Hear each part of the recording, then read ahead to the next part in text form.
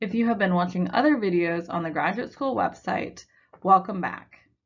I am Dr. Annette Cluck and I am the Dean of the Graduate School here at the University of Mississippi.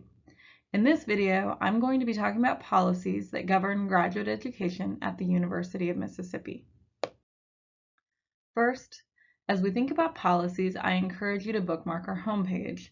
The link is provided at the top of this slide, www.gradschool.olemiss.edu/home. Our website contains links to multiple resources on campus, describes policies that govern graduate education, and contains other information that you're likely to find helpful during your graduate studies here at the University of Mississippi. Our website talks about different types of admission. Many students are admitted as fully admitted students. These students typically have completed their undergraduate degree with a high GPA and relevant coursework in their discipline. Other admission categories may include conditionally admitted, qualifying, and non-degree seeking students. These categories may include limits on access to particular types of financial aid, as well as the number of credits that can count towards a degree, and time limits on how long a student can hold that admission status. I encourage you to check out our website for more details if you are on a conditionally admitted, qualifying, or a non-degree seeking status. The graduate school and program set degree requirements. The program degree requirements are usually found on the program web pages and in program handbooks. Please consult those to understand the specific program degree requirements. In addition to degree requirements set by programs, the graduate school also has degree requirements. You should review the graduate catalog and the graduate school website to understand the degree requirements.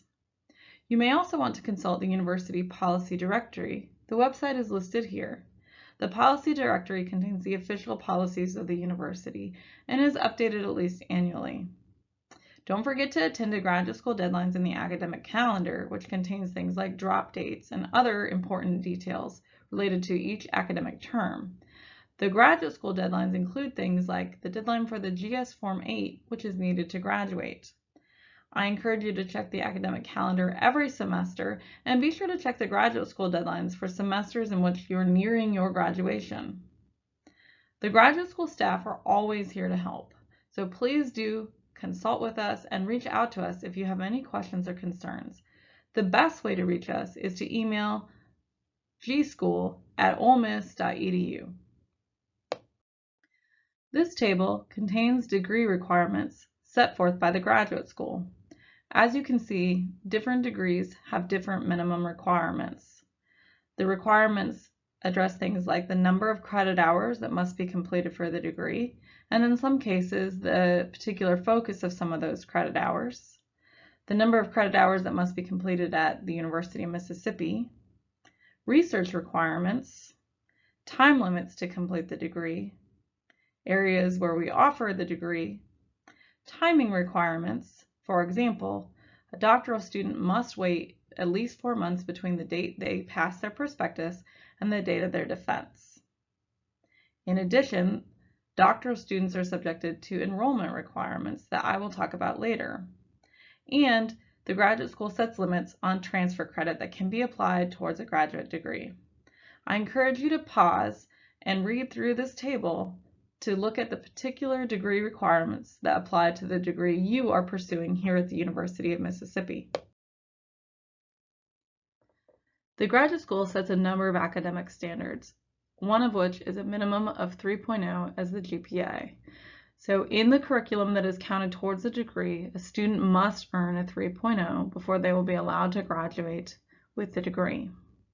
The GPA is also examined each term, and a 3.0 is required to remain in good academic standing each term. Grades of A to C count for graduate credit, while those of C- and below do not count. However, some programs may set more restrictive policies, even requiring grades of B or better. The graduate school limits the ability of students to repeat courses if they earn a course grade that does not qualify for the graduate school or program degree requirements. All courses remain on the transcript. Up to 2 courses can be repeated, although some courses may not be repeatable. and no course can be retaken more than once. The grade from the second attempt is what we include in the GPA when we consider the student as to whether or not they've met the requirements for graduation. There are various policies that govern enrollment and terms for graduate students. Part-time status is identified as being enrolled in fewer than 9 hours of graduate credit. Full-time status involves 9 to 15 hours of graduate credit during the fall and spring term. Additional tuition rates may apply if a student enrolls in more than 13 hours. Continuous enrollment, which I mentioned previously, requires that a student be enrolled for 3 hours per term post-entrance to candidacy. In the final semester of graduation, the student must be enrolled in 3 credit hours during a fall or spring term and 1 credit hour if they graduate in a summer term. In all cases, class attendance must be verified if a student wishes to have access to federal aid, and this includes thesis and dissertation hours. For students without verified attendance, they will receive notice and they may not be eligible for financial aid. Although not a policy, let's talk briefly about money, which should get you really excited. A few different sources of funds that are available via the graduate school. First, we have travel grants, and these are funds to present research at professional meetings. The amount depends upon the department and availability. We also have summer research assistantships, which support graduate students to do research during the summer. These require departmental nomination, and the amount differs depending upon the particular degree. Lastly, we have dissertation fellowships. These also require departmental nomination and offer $6,000 for a fall or spring term with the expectation that the graduate student will graduate at the end of that term.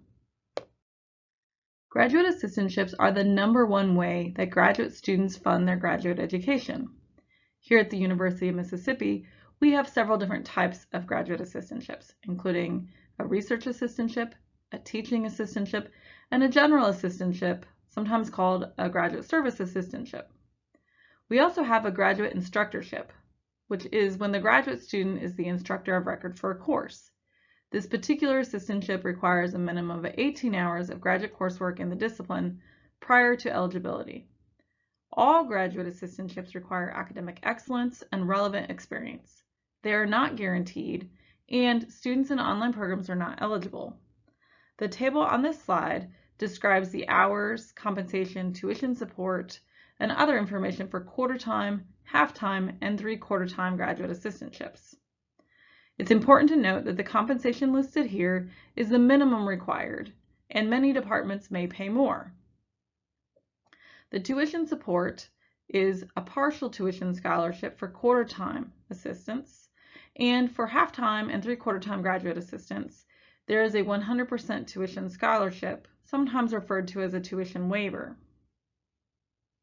It's important to note that all graduate assistantships require the student be enrolled in between 9 and 13 hours of 500 level courses or above. If students enroll in more hours than 13, the assistantship will not provide tuition support for those additional hours. In addition, some disciplines may have additional discipline-based tuition that the graduate assistantship does not provide scholarship for. Finally, we're excited to be able to support some of the premiums for health insurance by providing a 35% for a quarter-time assistantship or 70% for half and 3/4-time assistantship subsidies to partially cover the cost of the insurance for our graduate assistants. It is important to know that tuition scholarships work a little bit differently in the summer. There are no automatic waivers for summer tuition. We do have a thesis and dissertation scholarship available for summer. It is a scholarship that covers 3 to 6 hours of thesis or dissertation for the standard summer sessions. It does not apply for intersession. This scholarship is not automatic and requires the department to submit information about the student. Students will receive a bill for a period of time, and then they must accept the tuition scholarship in order to be able to apply it to their bill. This is only available to students who are enrolled for at least 19 hours in the spring term immediately preceding the summer term. Let's talk briefly about the roles and processes related to graduate assistantships. Graduate assistants are engaged in 2 critical roles. They are both students and employees here at the university, and these roles are complementary. The assistantships contribute to the graduate student's learning and should be related to the career goals and degree of the graduate student. Graduate assistants should not be asked to do things unrelated to their degree, such as personal favors for their supervisors. Graduate assistants are graduate students pursuing graduate degrees, and that is their first and most important priority. Because graduate assistants are also employees, they receive payment for providing a service. Both academic units and other offices on campus offer assistantships. Most assistantships from academic units will involve teaching or research. Other offices may have students engaged in a variety of roles, and these assistantships are often called graduate service assistantships or just graduate assistantships. For those other offices that are offering assistantships, the graduate school works hard to notify the campus via available channels about such opportunities. So it is encouraged that you follow the graduate school social media accounts and be sure to monitor your email for messages from the graduate school and from your graduate program coordinator about such opportunities. The hiring unit, whether it's a department or some other office on campus, has responsibilities. The supervisor provides information about the title, time commitment, length of employment or appointment, stipend level, evaluation procedures, duties, performance requirements, procedure for reappointment, schedule of work, and training or tests for graduate assistants. Regardless of the type of assistantship, all graduate assistants must complete the student worker paperwork as part of the appointment process. Please see the HR website for this form. The appointment process starts with the department or the unit that is hiring the graduate assistant. That unit has someone process the electronic forms to establish employment. The graduate school reviews these forms to ensure eligibility, to apply tuition support, to enroll the graduate assistant in health insurance, and forwards the form to HR if appropriate. After that happens, the student accepts awards. To do this, you'll go into My Ole Miss and click on the Financial Aid tab. It's on the Student tab page. Select the appropriate term and follow the directions. You can also call financial aid for help. It's really important that you accept the awards, otherwise the tuition scholarships that cover part of or all of the tuition when you hold a graduate assistantship will not be applied. There are a few other policies that govern graduate assistantships. First, there is a tutoring policy in which graduate assistants cannot accept payment as a tutor for students who are enrolled in a section of a course for which the graduate assistant is teaching or otherwise assigned, enrolled in other sections of a course when a common exam is used for all sections, or enrolled in a laboratory section of a course for which the graduate assistant has responsibilities. It does not matter whether the payment is from a student, another unit such as athletics, or an outside agency. And programs can set more stringent requirements. The important thing here is to avoid any real or perceived conflict of interest. Another policy for graduate assistants, particularly those involved in teaching, is a language proficiency policy. Graduate assistants who were required to submit scores from a language proficiency test at the time of application to graduate study may also be required to complete an evaluation of language proficiency for teaching, depending on those test scores. In some cases, if a student requires more support, there are a number of resources that will be made available for the student to ready them to engage in instruction. The university expects that certain things would happen prior to termination of a graduate assistantship.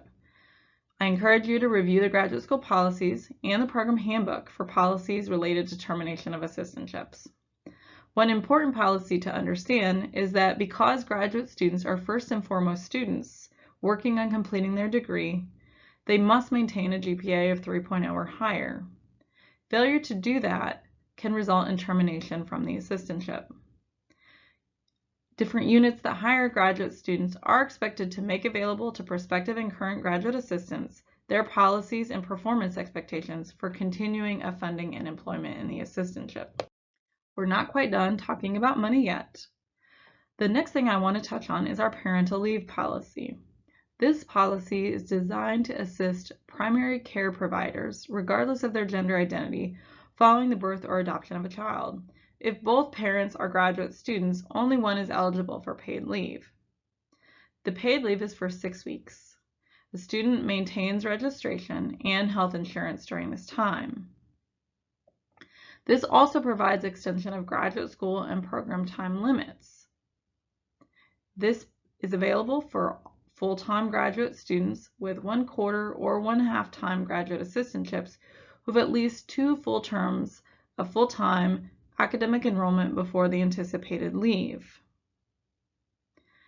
Oftentimes, students are interested in additional financial support beyond a graduate assistantship. Loans are available. Please consult the financial aid webpage as well as our own. And some units hire graduate students as hourly employees.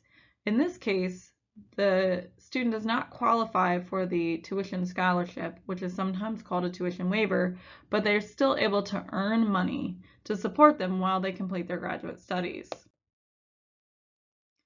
Finally, welcome to the University of Mississippi. We're excited you're here.